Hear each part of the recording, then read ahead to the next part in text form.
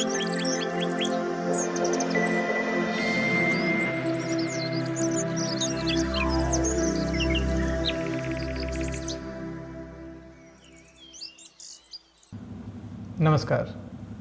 भोजन लेने के उपरांत हमारा शरीर रसों का निर्माण करता है।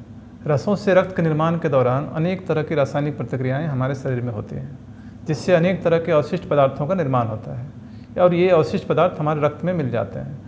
इसी में से एक अवशिष्ट पदार्थ है, इसका नाम है यूरिक एसिड, जिसे हमारा किडनी छानकर मल या पेशाब के माध्यम से हमारे शरीर से बाहर कर देता है।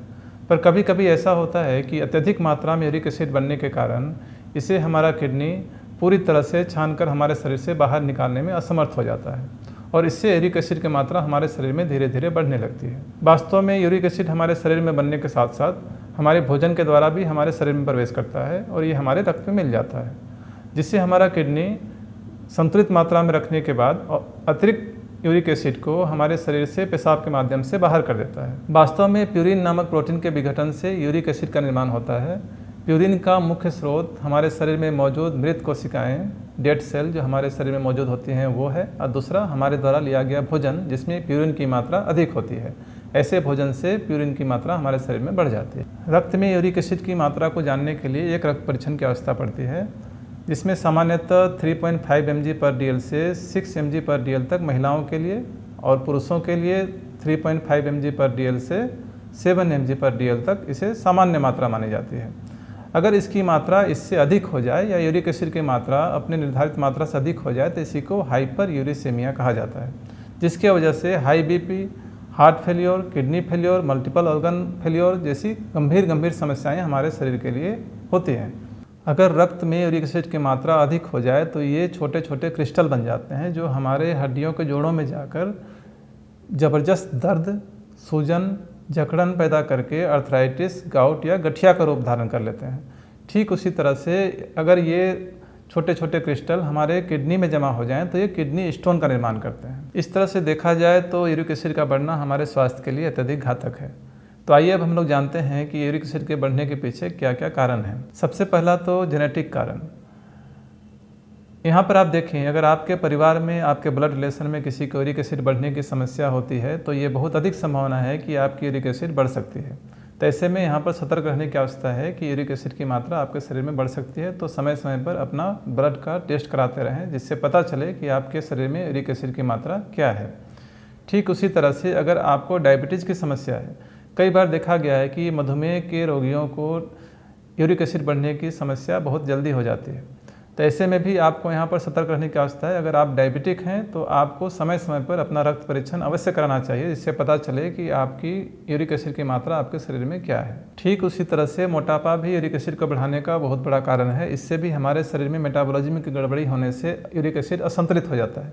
इससे भी यूरिक एसिड की मात्रा हमारे शरीर में अत्यधिक तेज़ी से बढ़ने लगती है। तो आप ध्यान रखें, अगर आपको मोटापा संबंधी किसी तरह की समस्या है तो इससे भी यूरिक एसिड के बढ़ने की संभावना बढ़ जाती है। इसी तरह से हाइपोथायरॉयडिज्म, जिसमें कि थायराइड की मात्रा अगर हमारे शरीर में असंतुलित हो जाए या कम हो जाए तो इससे भी यूरिक एसिड की मात्रा बढ़ जाती है। जब हमारे शरीर में हार्मोन की असंतुलन हो जाती है तो इससे भी यूरिक एसिड की मात्रा बढ़ने की संभावना होती है। तो ऐसे में भी हमें सतर्क रहने की आवश्यकता है कि हमारा यूरिक एसिड बढ़ सकती है। इसी तरह से अगर हमें किसी तरह की लीवर संबंधी समस्या हो तो इससे भी यूरिक एसिड बढ़ने की संभावना बढ़ जाती है। और इसके साथ साथ अगर आप शराब का सेवन करते हैं तो इससे यूरिक एसिड की मात्रा बहुत तेज़ी से वृद्धि होती है। तो इस तरह की चीज़ों का भी आपको विशेष ध्यान देने की आवश्यकता है। जैसा कि मैंने पहले बताया कि यूरिक एसिड की मात्रा को हमारा किडनी ही नियंत्रित रखता है। अगर किसी कारण से हमारा किडनी की कार्य क्षमता अगर प्रभावित हो जाए तो इससे भी यूरिक एसिड की मात्रा हमारे शरीर में तेज़ी से बढ़ने लगती है। तो ऐसे में ध्यान दें, अगर मान लीजिए यूरिक एसिड की मात्रा आपके शरीर में तेज़ी से बढ़ रही है तो हो सकता है कि हमारा किडनी की कार्य क्षमता भी प्रभावित हो चुकी है।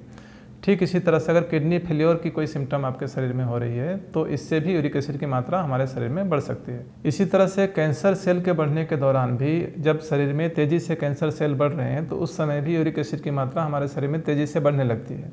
तो कैंसर की समस्या अगर हो तो ऐसे में भी यूरिक एसिड की मात्रा हमारे शरीर में बढ़ने लगती है। जैसा कि हम लोग पहले जान चुके हैं कि प्यूरिन के विघटन के दौरान ही यूरिक एसिड का निर्माण होता है और प्यूरिन का मुख्य स्रोत डेड सेल्स होता है जो हमारे शरीर में मौजूद होते हैं। अगर कैंसर में किसी प्रकार का कीमोथेरापी अगर हम लोग करा रहे हैं तो इससे डेड सेल की मात्रा हमारे शरीर में बढ़ जाएगी, जिससे प्यूरिन की मात्रा हमारे शरीर में बढ़ जाएगी और प्यूरिन के विघटन से यूरिक एसिड की मात्रा भी हमारे शरीर में धीरे धीरे बढ़ने लगेगी। तो अगर इस तरह की समस्या हमारे शरीर के साथ में हो रही है तो हमें यहाँ पर ध्यान देने की आवश्यकता है कि हमारा यूरिक एसिड तेज़ी से बढ़ सकता है। अब तक हम लोग जान चुके हैं कि यूरिक एसिड क्या है, इसके बढ़ने से हमारे शरीर में क्या क्या परेशानियाँ हो सकती हैं और इसके पीछे क्या क्या कारण है। तो अब हम लोग अगले वीडियो में जानेंगे कि यूरिक एसिड की मात्रा को हम लोग अपने शरीर में कैसे नियंत्रित रखें। अगर यूरिक एसिड की मात्रा हमारे शरीर में बढ़ गई है तो उसे हम लोग कैसे कम करें और ऐसा क्या करें जिससे यूरिक एसिड की मात्रा हमारे शरीर में नियंत्रित ही रहे। आपने मेरी बातों को गंभीरतापूर्वक सुना, उसके लिए धन्यवाद।